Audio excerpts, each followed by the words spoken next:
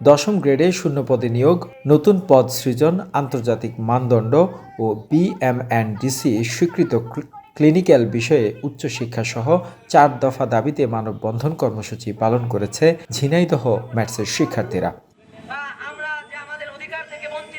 সোমবার সকালে ঝিনাইদহ প্রেসক্লাবের সামনে সাধারণ ম্যাট শিক্ষার্থী ঐক্য পরিষদের ব্যানারে কর্মসূচি পালন করা হয়। এতে ব্যানার ফেস্টুন নিয়ে ঝিনাইদহ ম্যাটস এবং তোফাজ্জল হোসেন ম্যাটসের শিক্ষার্থীরা অংশ নেয়। সে সময় সংগঠনটির কেন্দ্রীয় সমন্বয়ক শাহরিয়ার পরশ, শিক্ষার্থী নাজমুল হাসান, মঈনুদ্দিন, আদিত্য কর্মকার, মিলি, সাগর পাল সহ অন্যান্যরা বক্তব্য দেন।